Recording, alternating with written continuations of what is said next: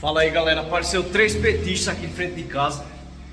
3 petistas, vou mostrar a vocês. Não sei se vocês querem confusão. Deixa eu abrir aqui a janela pra vocês verem também. Aí, foi eu que taxei o Brasil 50% não, foi Donald Trump, pô. Foi Donald Trump. Por causa de Lula, né? Por causa do pai de vocês, não foi eu não. Vamos embora. Petista, eu vou dizer uma coisa. Cada uma que aparece aqui. Fala, galera bonita, como é que vocês estão conectados aqui no canal Templos e Ruínas? Eu trouxe a entrevista aqui de Flávio Bolsonaro, né? A Globo, pessoal, ela não chama Bolsonaro de jeito nenhum para dar entrevista lá, para esclarecer as coisas. Bolsonaro já pediu, inclusive, me chamem que eu dou a maior entrevista da vida de vocês. Vocês vão ter a maior audiência da vida de vocês.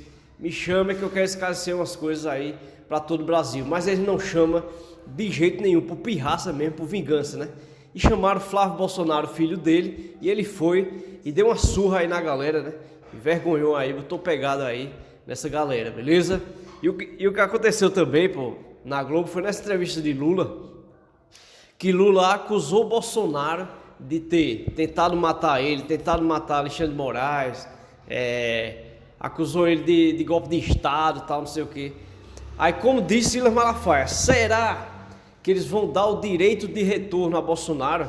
Porque o presidente do país, né, vir na maior emissora de TV do Brasil e dizer um negócio desse, acusar a pessoa de um negócio desse, é realmente uma coisa extraordinária. Bolsonaro merecia realmente ser chamado para retroagir essas acusações dele aí, beleza? Fiquem aí com a entrevista, chama a vinheta aqui em 3, 2, 1, vai lá.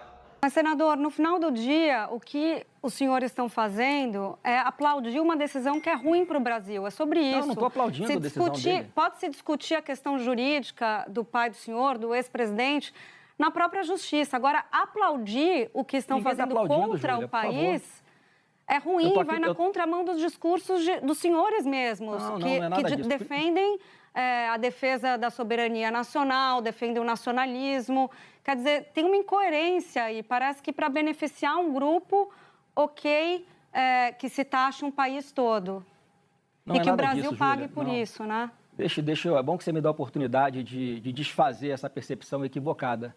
Ninguém está feliz com o que está acontecendo com o Brasil, não. Eu estou aqui angustiado, estou preocupadíssimo. E eu estou mais preocupado ainda porque o presidente é o Lula. É uma pessoa que não tem o menor respeito, nem capacidade, estatura moral para negociar com o Trump, ainda mais o perfil do Trump que todos nós conhecemos, que é um perfil bastante agressivo em suas negociações. O que a gente está defendendo aqui é o retorno da normalidade no nosso país, é o retorno da liberdade no nosso país, que não haja censura em redes sociais, é a soltura de presos inocentes, é uma série de coisas, como eu falei, que não começaram de ontem para hoje. Há muito tempo, Júlia, que o Alexandre de Moraes vem atropelando todos os direitos e garantias constitucionais dos brasileiros, dos advogados, inclusive dos seus pares. Ele atrai o Supremo Tribunal Federal inteiro para um buraco negro que não era para estar o Supremo todo. Mas como a maioria está dando suporte para ele fazer o que está fazendo, você é testemunha, Júlia. Eu já te dei entrevista falando isso. As pessoas que estão me assistindo sabem como é que eu venho alertando isso há bastante tempo. Eu dei uma entrevista ano passado ainda, em que eu falava que a minha preocupação era que chegasse o momento em que o Brasil fosse tratado como foi a Venezuela, no governo Biden ainda. Porque lá não houve eleições limpas, porque o Maduro tirou a Maria Corina Machado na mão grande da disputa presidencial. Naquela época, o acordo que foi feito para que o Biden não sancionasse as empresas de petróleo venezuelanas foi que houvesse eleições limpas. Ele não fez. O voto impresso, goste ou não da palavra, o voto impresso garantiu que o mundo inteiro soubesse que lá houve fraude nas eleições. Eles estão sendo sancionados até hoje. A sanção começou no governo do Biden. E eu falei isso lá atrás. E chegou a hora aqui no Brasil, e nós temos pouco tempo para conseguir, nós aqui, darmos uma solução antes que chegue o dia 1º de agosto. Porque o Trump, eu não vejo nenhuma dificuldade, Júlia, de o Trump passar essa taxação de 50 para 100 para 200 ou para zerar. Ou para botar 200, mais a lei Magnitsky, que vai punir pessoas individualmente aqui no Brasil, senador, que na cabeça dele possam estar tentando contra a democracia no nosso país. Houve a aplicação dos 50% no Brasil. uma repercussão positiva na oposição, no partido do senhor, na família do senhor, agradecendo a Trump, elogiando. Uma medida que tem um impacto ruim para o Brasil, evidentemente, o senhor conversa com as pessoas dos setores produtivos, pode ter impacto em emprego, pode ter impacto em crescimento, pode ter impacto em renda. E aí a defesa da anistia, como se fosse a anistia mais importante que o Brasil. É isso que vocês estão passando, essa ideia de que o interesse pela anistia do ex-presidente Bolsonaro vale mais do que o que pode acontecer com o Brasil, os efeitos ruins para o Brasil. E aí também derruba esse discurso de defesa nacionalista que o PL, o senhor, o partido do senhor tem, né? Bom, Júlia, boa tarde, Júlia, Camarote, Otávio, todos que nos assistem. O grande problema está aí, Júlia, quando faz-se o diagnóstico errado e tenta-se dar o remédio errado. A gente tem que fazer o diagnóstico certo. As coisas não começaram a desandar no Brasil agora, não foi ontem, não foi ano passado. Há muito tempo já, esse ativismo judicial que acontece aqui no Brasil, em especial por parte do ministro Alexandre de Moraes, ele vem bagunçando literalmente toda a nossa democracia. Desde o primeiro, ou melhor, na campanha de 2018 ainda, já criava-se essa aura de que o presidente Bolsonaro se elegeria, que tinha um risco de haver um golpe militar. Passaram os 4 anos, nada aconteceu. Começou o governo do presidente Bolsonaro e as interferências começaram já muito cedo. Eu lembro que quando já estava um pouquinho tensionada essa relação, e eu posso falar como testemunho ocular, Júlia, porque eu tentei e continuo tentando até hoje ser uma ponte para construir o diálogo junto ao Supremo Tribunal Federal. Vocês vão se lembrar que em 29 de abril de 2020 ainda, 1 ano e 4 meses de governo Bolsonaro, vem aquela decisão do ministro Alexandre de Moraes de impedir que o então delegado Alexandre Ramagem assumisse a diretoria-geral da Polícia Federal. De lá para cá, foram várias vezes em que houve uma interferência direta no Executivo, praticamente fazendo de tudo para dificultar um governo do presidente Bolsonaro. Isso se repetiu dentro da eleição, com Alexandre de Moraes, presidente do TSE, desequilibrando completamente a disputa eleitoral que nós tínhamos contra o Lula, e de lá para cá uma perseguição sem fim, atropelando devido ao processo legal, atropelando tudo, e agora, por último, a liberdade de expressão. Então, eu acho que a gente tem que entender o contexto de tudo isso, porque a sanção que o Trump impõe, Júlia, ela não é meramente econômica, todos nós sabemos disso. Ela tem um viés, sim, político e tem um viés econômico, porque é claro que o Trump olha aqui para a América do Sul e enxerga muito claramente para onde o Lula está levando o nosso país. Então, tem esse cenário todo, e aí sim, aqui tem o remédio.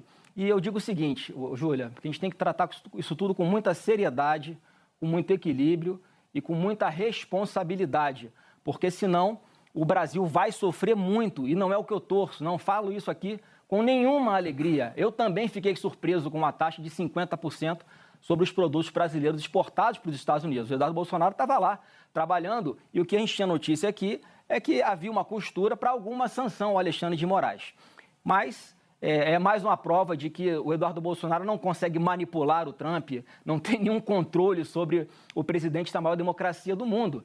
Ele faz análise de cenário e ele é que toma a medida que ele acha que vai ser suficiente para atingir os objetivos dele. E para concluir essa minha primeira participação, eu fico muito mais preocupado ainda quando eu estou vendo a reação do Luiz Inácio hoje, fazendo chacota, desdenhando, fazendo pouco caso. Parece um pombo que estufa o peito para dizer que fala mais alto, quando, na verdade, infelizmente, o Brasil não tem condições de negociar de igual para igual com os Estados Unidos.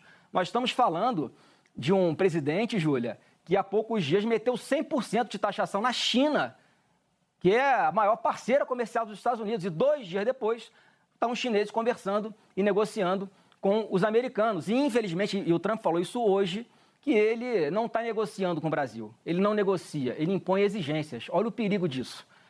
Mas, senador... Essa é a minha preocupação, e a gente tem remédios, eu vou falar ao longo da entrevista para vocês aqui, que eu acredito que sejam suficientes para a gente começar a distensionar. Houve a aplicação dos 50% no Brasil, uma repercussão positiva na oposição, no partido do senhor, na família do senhor, agradecendo a Trump, elogiando. Uma medida que tem um impacto ruim para o Brasil, evidentemente, o senhor conversa com as pessoas dos setores produtivos, pode ter impacto em emprego, pode ter impacto em crescimento, pode ter impacto em renda. E aí a defesa da anistia, como se fosse a anistia mais importante que o Brasil. É isso que vocês estão passando, essa ideia de que o interesse pela anistia do ex-presidente Bolsonaro vale mais do que o que pode acontecer com o Brasil, os efeitos ruins para o Brasil. E aí também derruba esse discurso de defesa nacionalista que o PL, o partido do senhor tem, né? Bom, Júlia, boa tarde, Júlia, Camarote, Otávio, todos que nos assistem. O grande problema está aí, Júlia, quando faz-se o diagnóstico errado e tenta-se dar o remédio errado. A gente tem que fazer o diagnóstico certo. As coisas não começaram a desandar no Brasil agora, não foi ontem, não foi ano passado.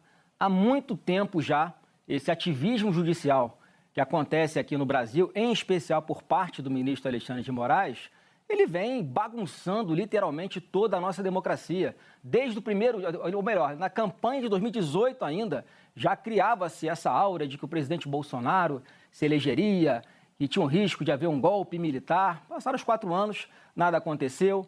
Começou o governo do presidente Bolsonaro e as interferências começaram já muito cedo. Eu lembro que quando já estava um pouquinho tensionada essa relação, e eu posso falar como testemunho ocular, Júlia, porque eu tentei e continuo tentando até hoje ser uma ponte para construir o diálogo junto ao Supremo Tribunal Federal. Vocês vão se lembrar que em 29 de abril de 2020 ainda, 1 ano e 4 meses de governo Bolsonaro, vem aquela decisão do ministro Alexandre de Moraes de impedir que o então delegado Alexandre Ramagem assumisse a diretoria-geral da Polícia Federal. De lá para cá, foram várias vezes em que houve uma interferência direta no Executivo, praticamente fazendo de tudo para dificultar um governo do presidente Bolsonaro. Isso se repetiu dentro da eleição, com Alexandre de Moraes, presidente do TSE, desequilibrando completamente a disputa eleitoral que nós tínhamos contra o Lula, e de lá para cá uma perseguição sem fim, atropelando devido ao processo legal, atropelando tudo, e agora, por último, a liberdade de expressão. Então, eu acho que a gente tem que entender o contexto de tudo isso, porque a sanção que o Trump impõe, Júlia, ela não é meramente econômica, todos nós sabemos disso. Ela tem um viés, sim, político e tem um viés econômico, porque é claro que o Trump olha aqui para a América do Sul e enxerga muito claramente para onde o Lula está levando o nosso país.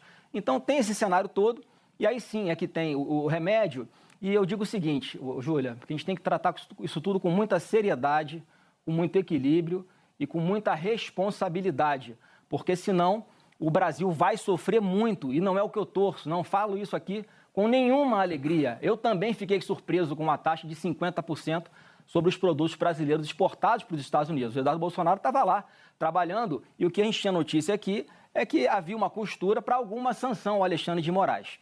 Mas é mais uma prova de que o Eduardo Bolsonaro não consegue manipular o Trump, não tem nenhum controle sobre o presidente da maior democracia do mundo. Ele faz análise de cenário e ele é que toma a medida que ele acha que vai ser suficiente para atingir os objetivos dele. E para concluir essa minha primeira participação, eu fico muito mais preocupado ainda quando eu estou vendo a reação do Luiz Inácio hoje, fazendo chacota, desdenhando, fazendo pouco caso. Parece um pombo que estufa o peito para dizer que fala mais alto, quando, na verdade, infelizmente, o Brasil não tem condições de negociar de igual para igual com os Estados Unidos. Nós estamos falando de um presidente, Júlia, que há poucos dias meteu 100% de taxação na China, que é a maior parceira comercial dos Estados Unidos, e 2 dias depois estão os chineses conversando e negociando com os americanos. E, infelizmente, e o Trump falou isso hoje, que ele não está negociando com o Brasil. Ele não negocia, ele impõe exigências. Olha o perigo disso. Mas, senador... Essa é a minha preocupação, e a gente tem remédios, eu vou falar ao longo da entrevista para vocês aqui, que eu acredito que sejam suficientes para a gente começar a distensionar. O senhor não acredita que negociação vai resolver, pelo que o senhor está dizendo. O principal aliado do seu pai, de vocês, o governador Tarcísio, nas manifestações que ele fez até agora, públicas pela rede social, ele fala em abrir diálogo com os Estados Unidos, com dados e argumentos consolidados. Depois ele fala que, na verdade, o Lula colocou a ideologia acima da economia, que o problema é econômico e esse é o resultado. Por que o Tarcísio não está fazendo o discurso que o senhor está fazendo? Big Techs, anistia, etc, etc. Olha, Otávio, tem que perguntar para ele. Eu vi hoje que ele fez um movimento de conversar com o encarregado de negócios dos Estados Unidos. Eu não sei o que é que ele tratou lá. Agora, eu estou dando uma entrevista aqui. Obviamente, talvez eu esteja um pouquinho mais atualizado do que o Tarcísio no que está acontecendo e tenho uma leitura, ou tento ter uma leitura um pouco melhor do que está passando na cabeça do presidente dos Estados Unidos.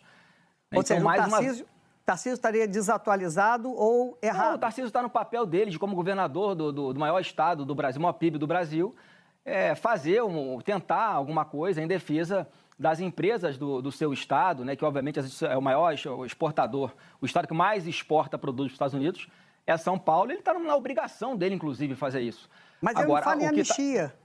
A negociação dele vai resolver?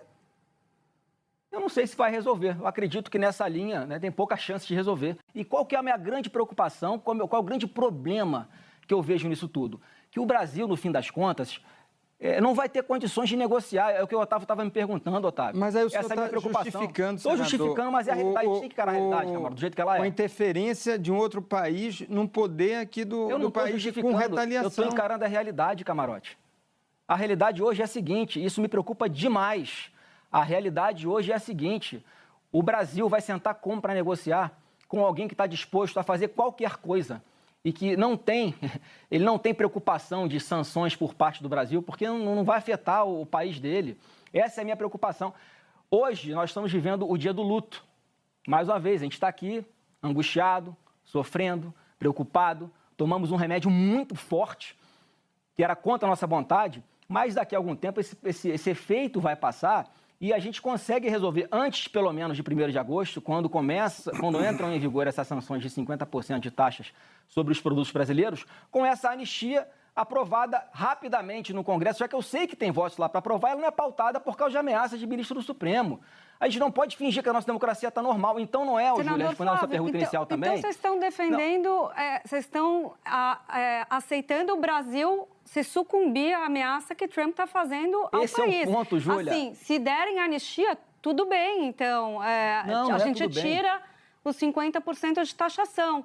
No final do dia, o discurso dos senhores, e eu quero ouvi-lo sobre isso, é de ok o Brasil aceitar a chantagem, ok a gente aceitar a interferência no Poder Judiciário, ok o Brasil perder emprego e parar de exportar, se a gente tiver o que a gente quer, que é a anistia. Quer dizer, de novo, a gente volta para a mesma discussão. É a defesa de um interesse de um grupo político em troca do interesse maior do Brasil. Ô, Júlia, eu vou tentar ser mais claro. Você sabe o que é um contrato de adesão? Contrato de adesão é aquele que você, quando vai comprar uma linha de telefone celular, você assina lá com a operadora. Você pode discutir alguma cláusula daquela que está ali? Não pode. Ou você adere àquele contrato, ou você assina, ou você não assina, você vai buscar, né? Ou vai falar no orelhão. E, mais uma vez, não é o que eu torço, não é o que eu defendo, não estou justificando. Eu estou falando como é que vai ser a realidade. Ou o Trump falou hoje isso. E a gente tem que entender qual é a correlação de forças. Por causa dessa postura do Lula hoje, de querer peitar os Estados Unidos, de querer ameaçar, de querer falar que vai taxar de volta os produtos, olha a insanidade do que esse cara está falando. Parece que ele quer tocar fogo no Brasil de uma vez. Mas a democracia brasileira não é um contrato de adesão, mas eu tô senador. Falando, Júlia, mas o problema, mais uma vez, pelo amor de Deus, não é o que eu acho, não é o que você acha, não é o que seria o ideal, não é o que é justo. É o que é. Pessoal, muito obrigado pela sua audiência. Já se inscreva aqui no canal para não perder nada do que está acontecendo aqui. E eu espero você no próximo vídeo. Chama a vinheta aí comigo em 3, 2, 1. Vai lá!